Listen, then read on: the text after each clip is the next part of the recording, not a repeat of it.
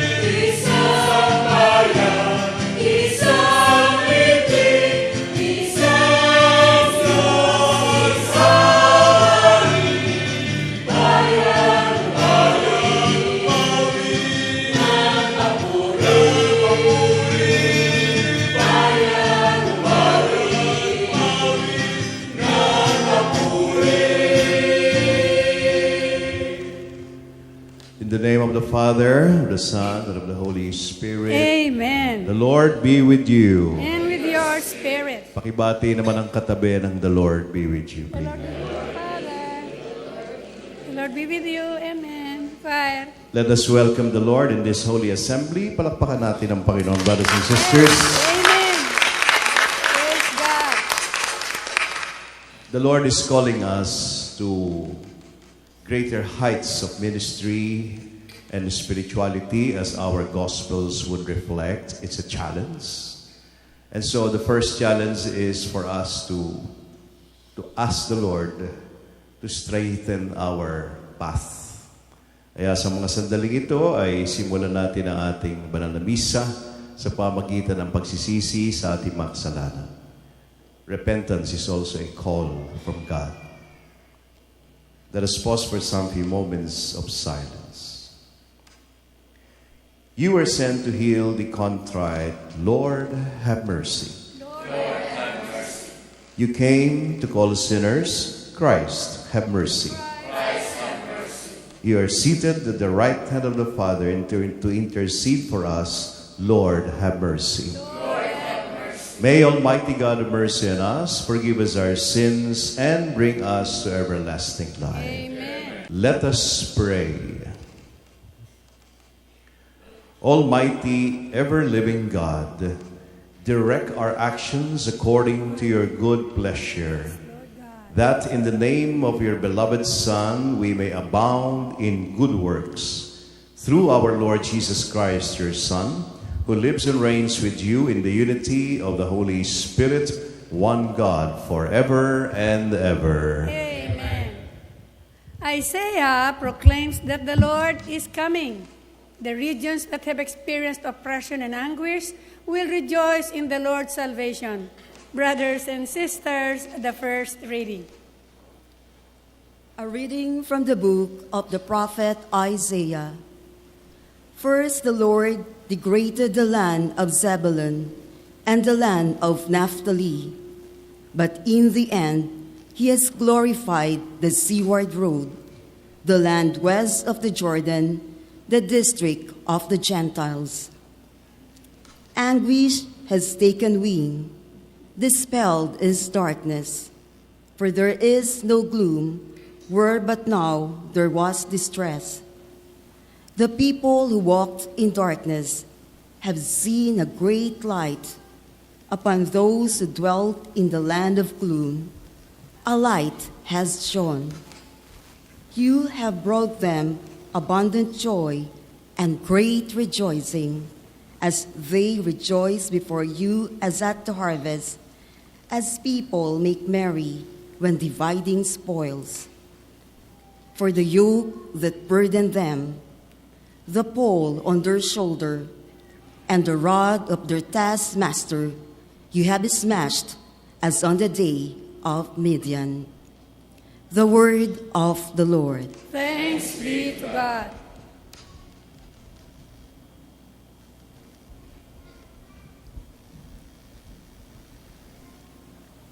The Lord is my light and my salvation. The Lord is my light and my salvation. The Lord is my light and my salvation. Whom should I fear? The Lord is my life's refuge. Of whom should I be afraid? The Lord is my light and my salvation. One thing I ask of the Lord, this I seek, to dwell in the house of the Lord all the days of my life, that I may gaze on the loveliness of the Lord and contemplate his temple. The Lord is my light and my salvation. I believe that I shall see the bounty of the Lord in the land of the living. Wait for the Lord with courage. Be stout-hearted and wait for the Lord. The Lord is my light and my salvation. On our second reading, Paul appears to the Corinthians to strive after unity, which comes only when we accept the cross of Christ as the source of our salvation. Brothers and sisters, the second reading. A reading from the first letter of St. Paul to the Corinthians. I urge you, brothers and sisters, in the name of our Lord Jesus Christ, that all of you agree in what you say, and that there be no divisions among you, but that you be united in the same mind and in the same purpose. For it has been reported to me about you, my brothers and sisters, by Cleo's people, that there are rivalries among you. I mean, that each of you is saying, I belong to Paul, or I belong to Apollos, or I belong to Cephas, or I belong to Christ. Is Christ divided?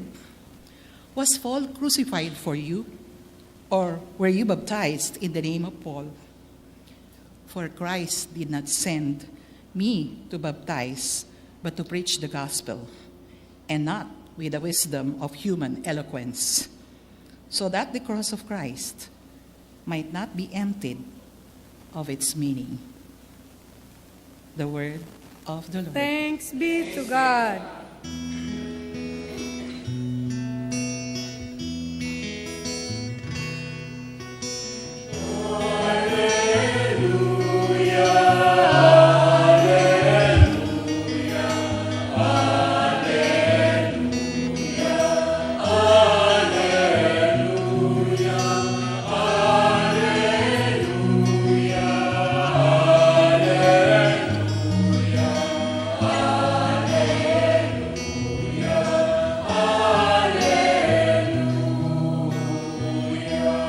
Jesus proclaimed the gospel of the kingdom and cured every disease among the people.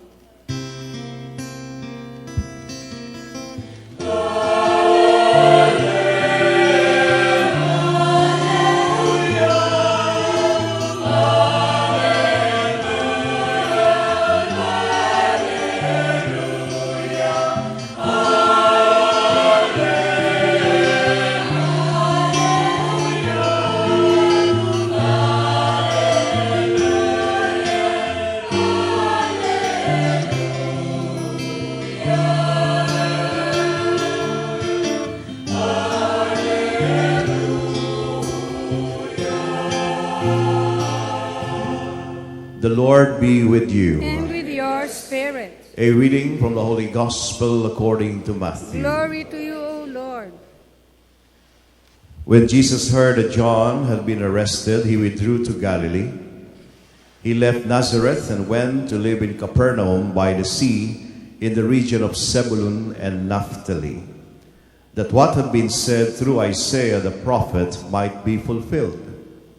Land of Zebulun and land of Naphtali, the way to the sea beyond the Jordan, Galilee of the Gentiles, the people who sit in darkness have seen a great light. On those dwelling in a land overshadowed by death, light has arisen. From that time on, Jesus began to preach and say, "Repent, for the kingdom of heaven is at hand."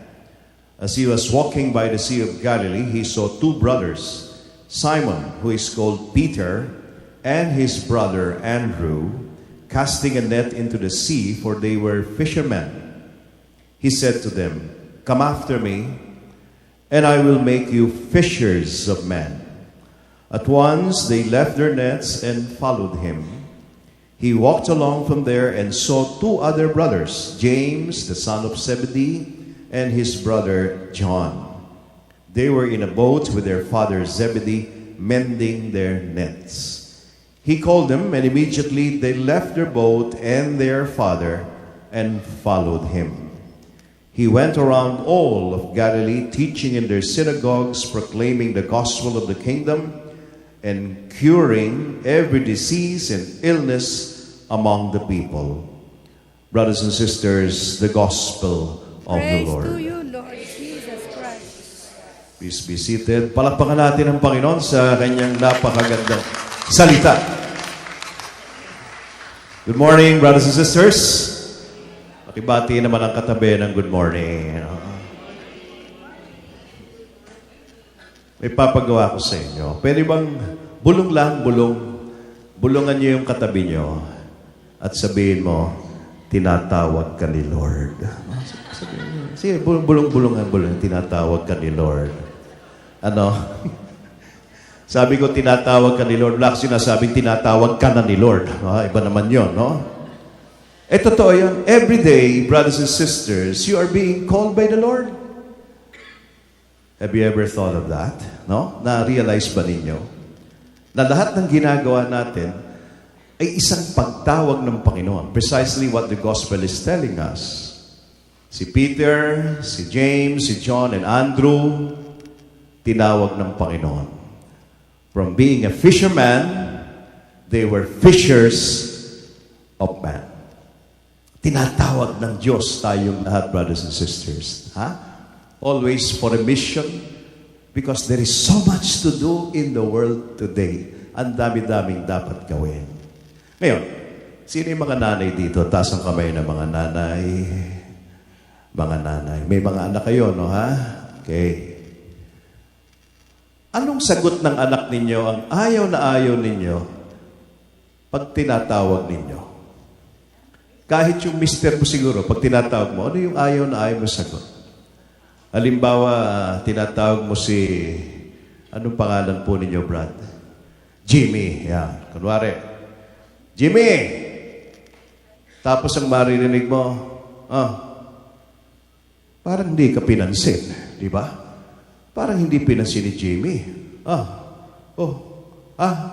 Mga ganun lang. Nakakabwisit yun, di ba? Tatawagin mo, parang di ka pinansin. Ba? Problema sa mundong ito, kulang sa pansin. Kaya sabi mo sa katabi mo, kulang ka sa pansin. Sabi mo sa katabi mo yan, no, ha? Oo. Kayo kulang sa pansin, pero wag na wag ninyong gagawin na ang Diyos ay kulang sa pansin.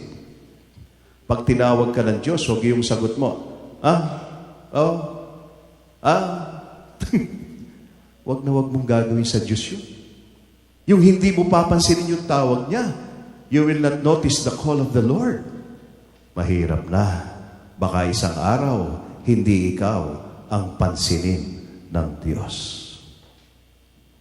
Tandaan niyo mabuti yan. Every time the Lord calls, remember, you have to notice it. Dapat pakinggan mo mabuti anong tawag ng Diyos sa iyo at wag na wag mong hindi papansinin. So, wag nating ano yun yung, wag. Okay, ano pa? Pag tinatawag mo, Jimmy! Ako. Sabi ni Jimmy, ang sagot ni Jimmy, bakit? Yun ang ayaw na ayaw ng nanay ko, yung pag sinabi sa'yo, Larry, Sabihin ko, bakit po? Anong bakit po? Halika rito. Nagtatanong kung bakit po. Pumunta ka muna doon sa nanay ko at sa kanya sasabihin ko ano ang iuutos sa'yo.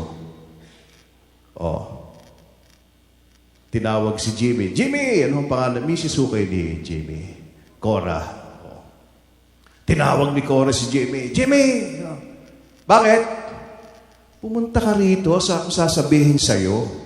Kung halimbawa mo maganda yung sasabihin, Jimmy, bakit magandang lalaki ka ngayon? Parang ganyan, di ba? Yun naman pala sasabihin Huwag ka na magtatanong. Sa Panginoon, siguro magulang nyo, pwede mong sabihin, bakit ho? Ba't nyo ako tinatawag? Pero sa Diyos, wag kang magtatanong ng bakit. Sapagkat alam ng Diyos kung anong ginagawa niya. Pag meron siyang pinagawa sa iyo, wag kang tanong-tanong na, bakit? Diba? Bakit ako? Bakit hindi siya? Huwag kang magtatanong ng gano'n. Pag tinawag ka ni Lord, ikaw yun. Ikaw yun. Kaya walang why sa Panginoon. Because God calls you from the point of view of mystery. Misteryo. Tinawag ng Diyos si Abraham. Narinig ba niyo si Abraham sa Bible nagreklamo? Sabi ng Diyos, Abraham, gusto kong magsimula ng isang bagong lahi. Ikaw ang magsisimula ng bagong lahi. Ilan taon na si Abraham? Nung tinawag ng Diyos, 100 years old. Meron ba sa inyo rito 100? Brad, ilang ka na? 100. 100 years old, magsisimula ng bagong lahi. Para makapagsimula ka ng bagong lahi, dapat may isang anak ka. Paano naman si Abraham? May edad na, matanda na. Wala nang ibubuga. Paano makaka-score yan? At sino i-scorean niya? Yung asawa niya. Si Sarah. Si Sarah, 95 anyos na. Paano makaka-score itong dalawang ito? Kita ninyo?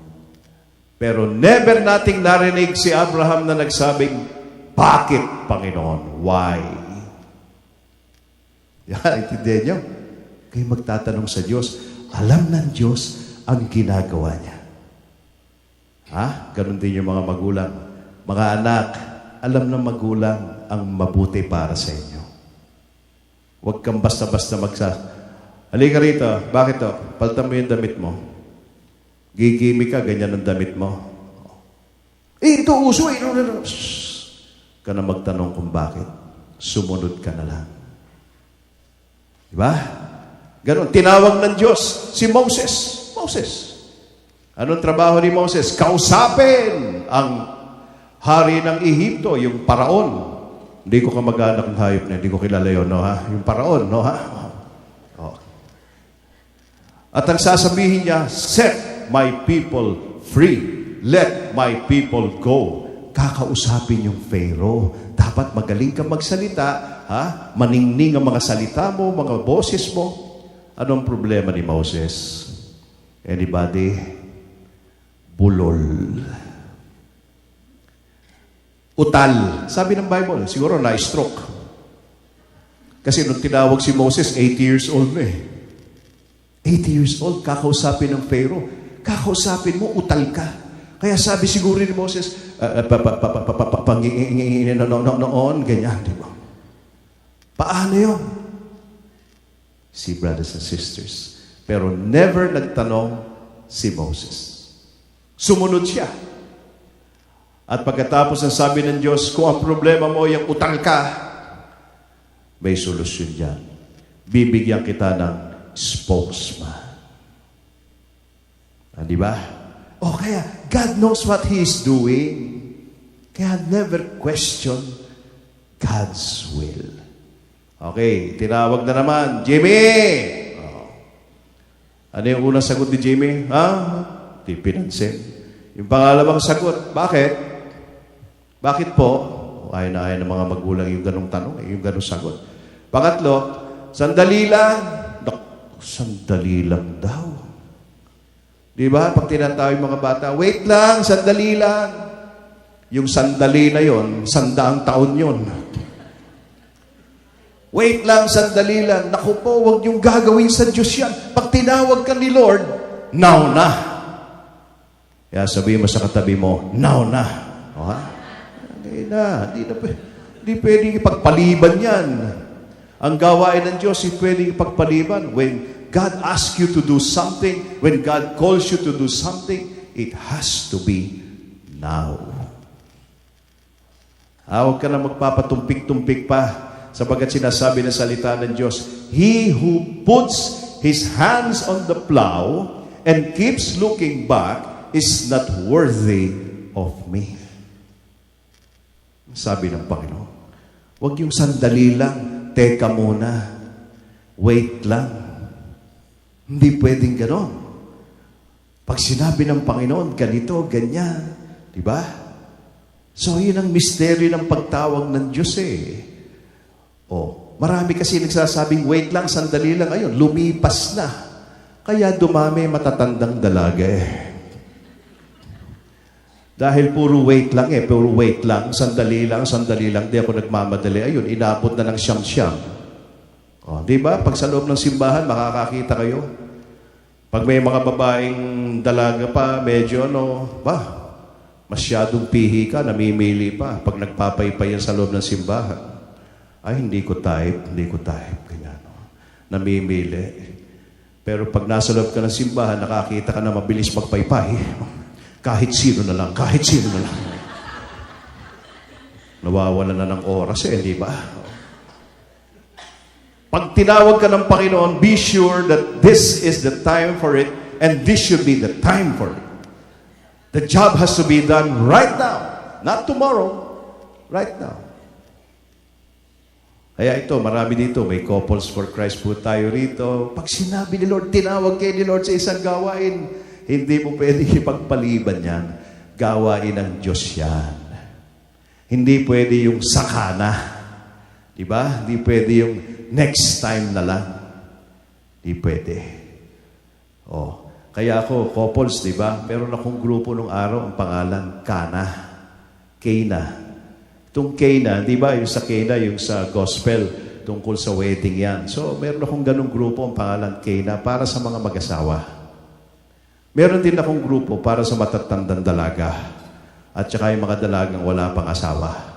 Ang tawag ko naman, Sakana. Parang gano'n. Yun Kana, ito naman Sakana. Parang gano'n. So, alam nyo, kaya yung salitang Sakana, sandali lang, wait lang, hindi pwede kay Lord John.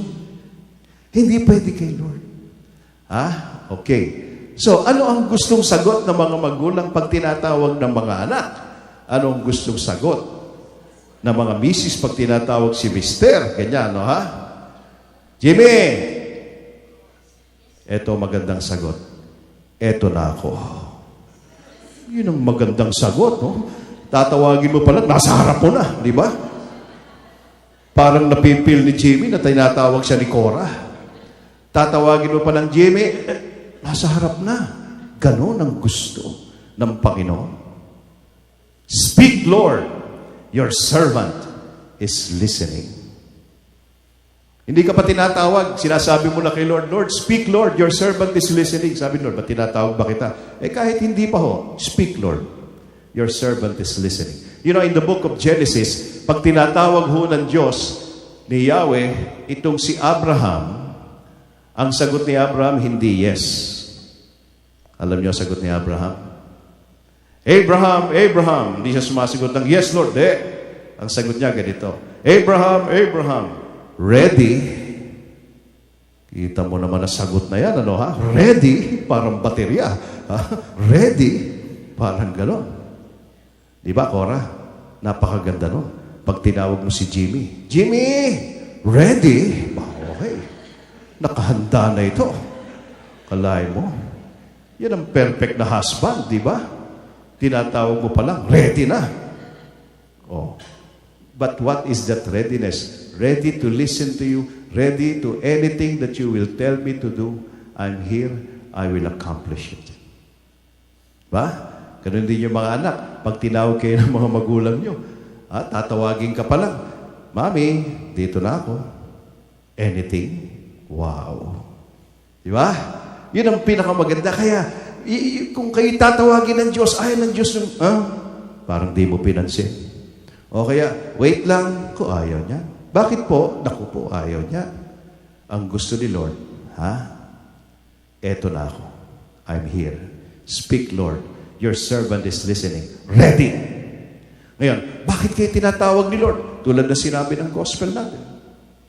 Tinatawag tayo ni Lord because, brothers and sisters, ano sabi ng gospel? The towns and the countries and the places were covered with the shadow of darkness, and therefore a light has arisen. Si Jesus Christ, liwanag.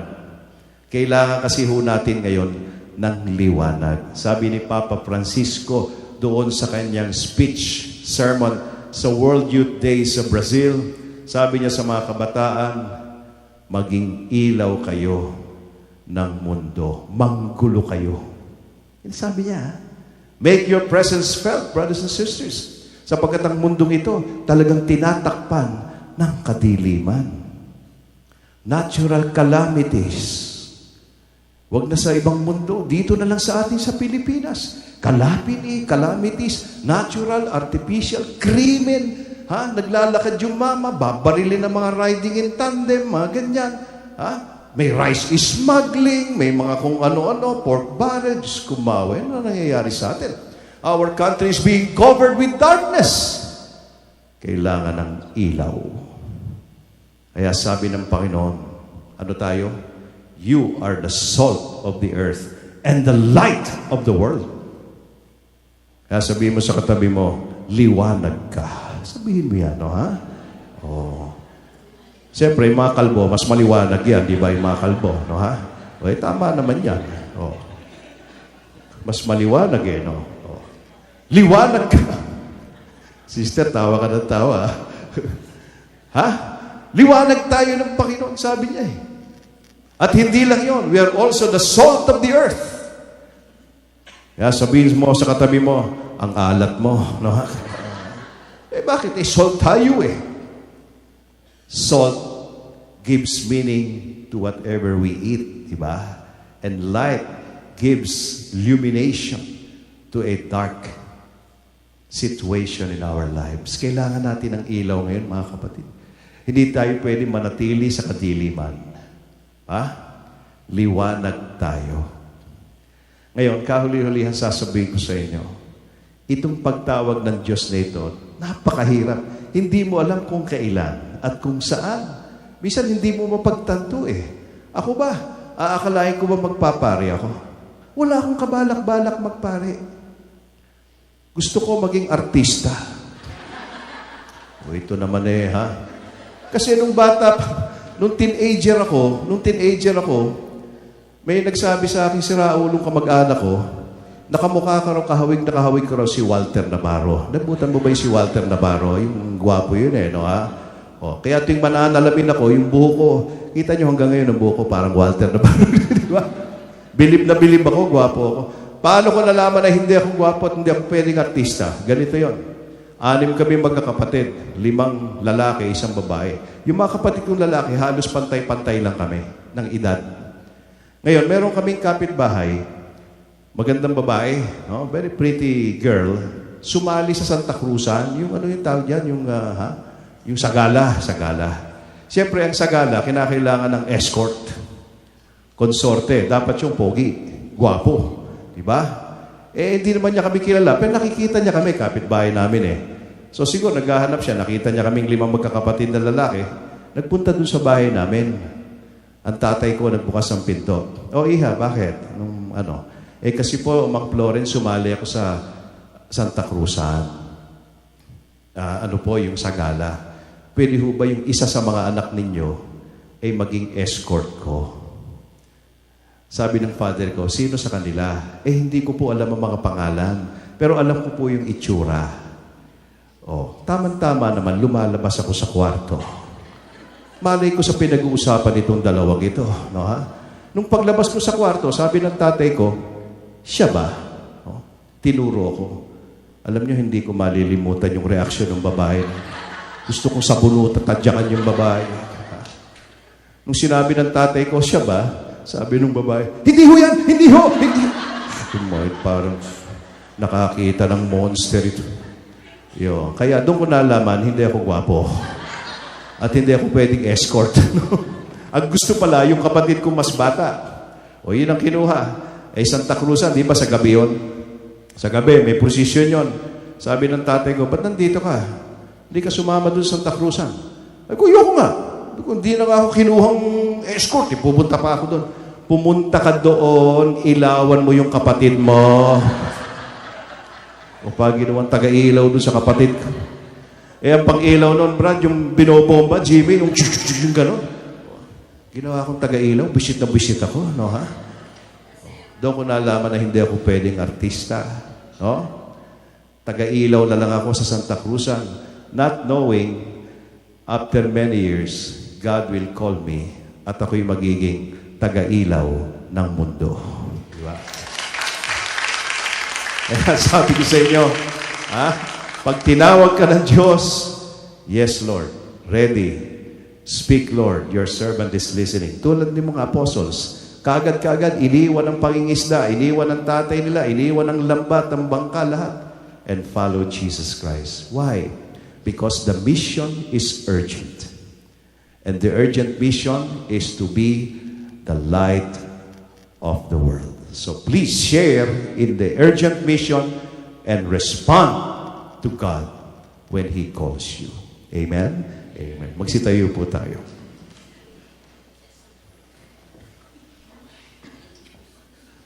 I believe in God, Father Almighty, maker of heaven and earth, and of all things visible and invisible. I believe in the Lord Jesus Christ, the only begotten Son of God, born of the Father before all ages, God from God, light from light, true God from true God, begotten not made, consubstantial with the Father. Through Him all things were made.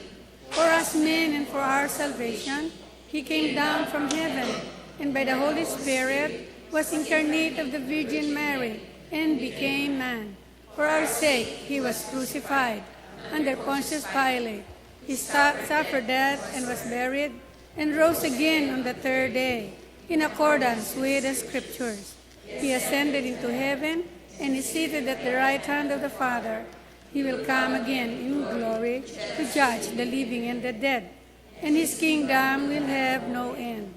I believe in the Holy Spirit, the Lord and giver of life, who proceeds from the Father and the Son, and who with the Father and the Son is adored and glorified, who has spoken through the prophets.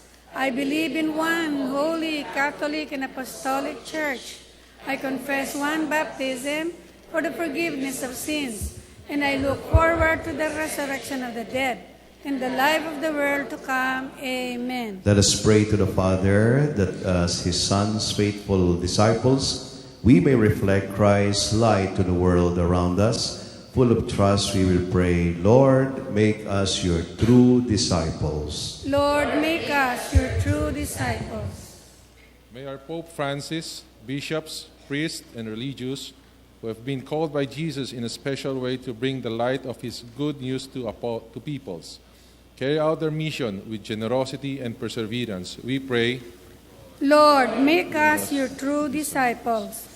may world leaders respond with wisdom and humility to the ongoing crisis caused by the evil of terrorism and find ways to stop the spread of violence and hatred in the world. We pray, Lord, make us your true disciples. may those whose lives are overshadowed by sin and affliction experience the joy of salvation, especially through repentance and the sacrament of reconciliation. We pray, Lord, make us your true disciples. may the members of our Christian community continue to be inspired by the Word of God and enjoy one another's presence and support, and know that as disciples of Jesus, we are never alone when we work for God's kingdom. We pray, Lord, make us your true disciples. may our sick brothers and sisters experience the Lord's strength and healing in our tender, loving care for them. We pray, Lord, make us true disciples. We now pray for our personal intentions. Merciful Lord, you sent us your Son to be our light and our salvation. Make us listen to him, put his teaching into practice, and joyfully share the good news that we have received through Christ our Lord. Amen.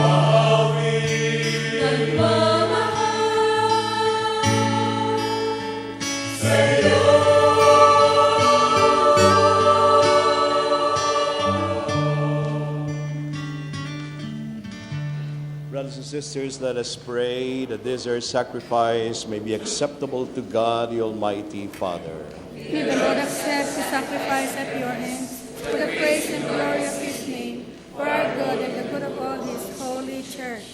Accept our offerings, O Lord, we pray, and in sanctifying them, grant that they may profit us for salvation through Christ our Lord. Amen. The Lord be with you. And with your spirit. Lift up your hearts. We lift them up to the Lord. Let us give thanks to the Lord our God. It is right and just. It is truly right and just, our duty in our salvation always and everywhere to give you thanks. Lord, Holy Father, Almighty and eternal God, through Christ our Lord, for out of compassion for the waywardness that is ours, he humbled himself and was born of the Virgin. By the passion of the cross, he freed us from unending death, and by rising from dead, he gave us life eternal. And so with angels and archangels, with thrones and dominions, and with all the hosts and powers of heaven, we sing the hymn of your glory, as without end we acclaim.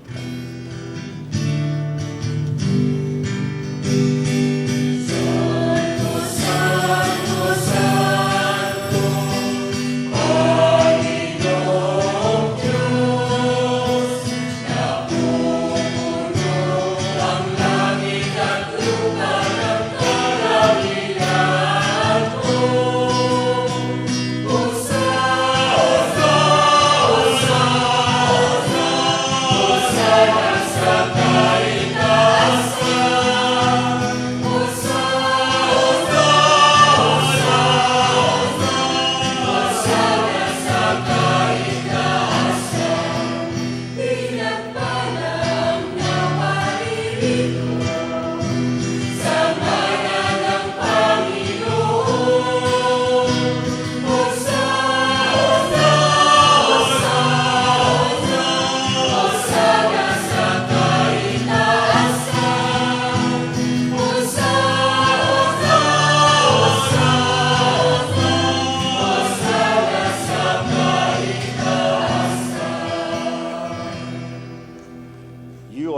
indeed holy, O Lord, the fount of all holiness. Make holy, therefore, these gifts, we pray, by sending down your Spirit upon them like the dewfall, so that they may become for us the body and blood of our Lord Jesus Christ. At the time he was betrayed and entered willingly into his passion, he took bread and giving thanks, broke it, gave it to his disciples, saying, Take this, all of you, and eat of it, for this is my body, which will be given up for you.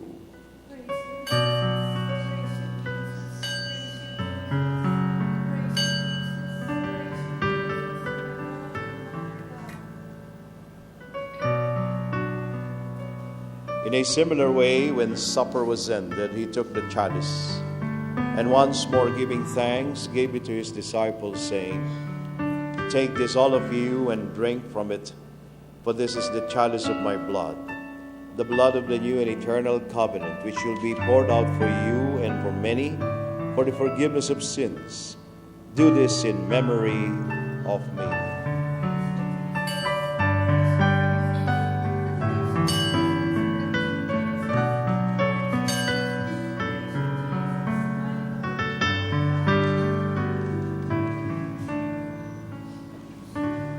The mystery of faith.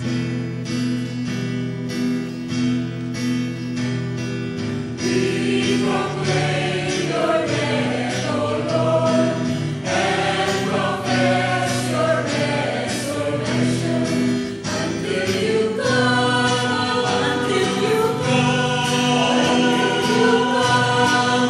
again. Therefore, as we celebrate the memorial of his death and resurrection, we offer you, Lord, the bread of life and the chalice of salvation, giving thanks that you have held us worthy to be in your presence and minister to you. Humbly we pray that, partaking of the body and blood of Christ, we may be gathered into one by the Holy Spirit.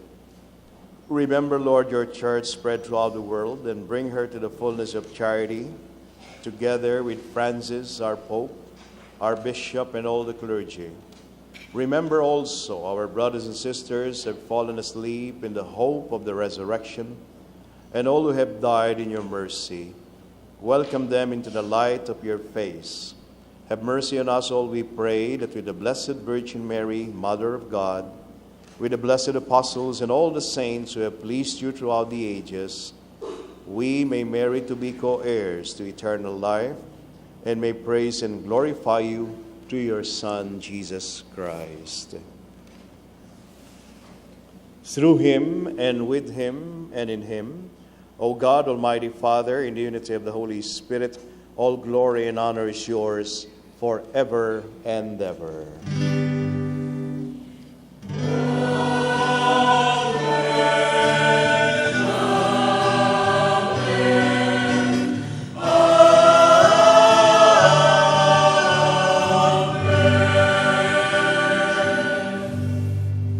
Brothers and sisters, at the Savior's command and formed by divine teaching, we dare to pray. Hallowed be thy name, thy kingdom come, Thy will be done on earth as it is in heaven. Give us this day our daily bread, and forgive us our trespasses, as we forgive those who trespass against us. And lead us not into temptation, but deliver us from evil. Deliver us, Lord, we pray, from every evil. Graciously grant peace in our days, that by the help of your mercy we may be always free from sin and safe from all distress, as we await the blessed hope and the coming of our Savior, Jesus Christ. For the kingdom, the power, and the glory are yours, now and forever. Lord Jesus Christ, who said to your apostles, Peace I leave you, my peace I give you, look not on our sins, but on the faith of your church, and graciously grant her peace and unity in accordance with your will, who live and reign forever and ever. Amen. The peace of the Lord be with you always. And with your spirit. Let us offer each other the sign of peace. Peace be with you. Peace be with you, Father. Peace be with you.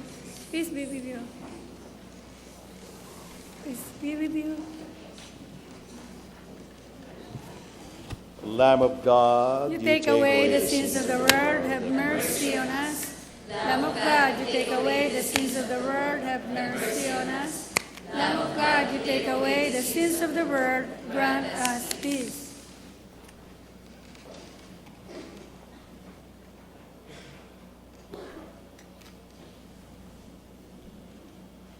Behold the Lamb of God, behold him who takes away the sins of the world.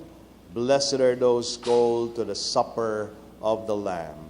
Lord, I am not worthy that you should enter under my roof, but only say the word, and my soul shall be healed.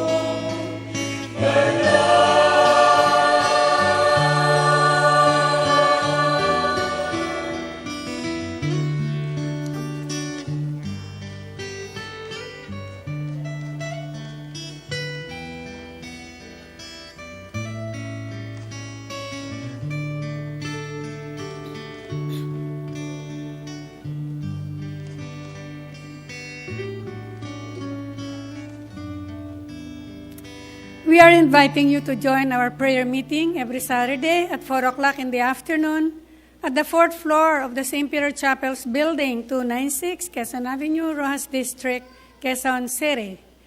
Our guest for next week, February 2nd, is the DPWH Port Area Manila. You can like our page on Facebook, Talitacom HMTV, and tweet us at Arise Talitacom. Maraming salamat po. Purihin natin lagi ang Diyos.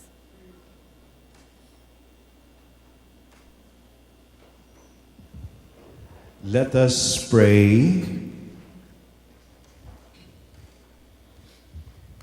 Grant, we pray, Almighty God, that receiving the grace by which you bring us to new life, we may always glory in your gift through Christ our Lord. Amen. Brothers and sisters, let us bow our heads in prayer, and we will pray for healing, especially today because of the bad weather. There are so many people who are sick, especially children. Of course, we include also those who are seriously sick in hospitals, in homes. And we pray to the Lord that He will grant His loving mercy upon them, especially by sending down the Spirit of power to all our brothers and sisters who are sick here in this studio and those outside. God Almighty Father, you are so great, so wonderful in the eyes of man, because you, or we, are witnesses to your goodness and love. Ever since your Son Jesus Christ came into this world in order to preach the healing love of God, so many people have experienced your healing power. Lord, right now, we want to experience that same healing love and power. We ask you to send the Holy Spirit upon all of us so that we will be restored to health, so that we will be strengthened, we will be shielded from any other sickness that may come upon us. Lord, we ask you to protect and heal the children, especially those very susceptible to all sorts of infections and viruses. Lord, we pray that you will protect them because you love them. Lord, we pray for the older people, those who are seriously sick. Lord, bigyan mo sila ng lakas, bigyan mo sila ng kagalingan ngayon, at alam namin ang kagalingan na ito ay magbubunga sa kanila ng isang malakas na katawan, kaluluwa at isipan, at malakas na boses upang purihin pasalamatan ka sa lahat ng pagkakataon. Lord, we ask you to heal our families. Yes, O God. Grant forgiveness to our families. May each one have a reconciliation spirit in each family. Lord, we pray that there will be love and peace and unity among them. Lord, we pray for the healing of our community, Yes, the Lord. healing of our barangays, the healing of our church, the healing of our country, especially, Yes, Lord, Lord. where there is so much division and rift. Lord, we pray that you will heal our country, heal our land, because we are your people and we believe in you, and you are our God whom we praise and worship and glorify. Amen. All of this, Lord, we ask in the mighty name of your Son, Jesus, together with the Holy Spirit, forever and ever. Amen. Amen. Brothers and sisters, sabihin mo sa katabi mo, magaling na magaling na magaling na magaling na magaling na magaling na magaling na magaling na magaling na magaling na magaling ka na, no? Palakpakan natin ang Panginoon, brothers and sisters. Thank you for the healing. Thank you. Thank you for healing us. The Lord be with you. With your spirit. Pakibati naman ang katabi ng The Lord be with you. The Lord be with you. And may Almighty God bless you all, the Father, the Son, and the Holy Spirit. Our Mass is ended. Let us go in peace. Thanks be to God.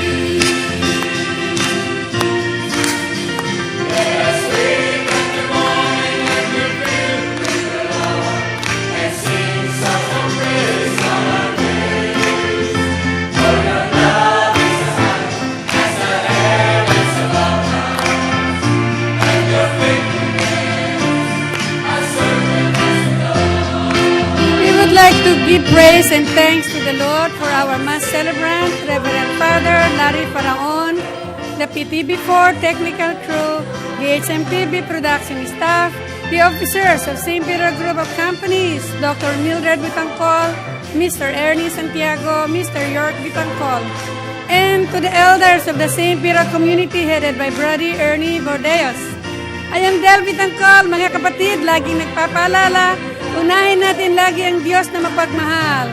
Magandang umaga po.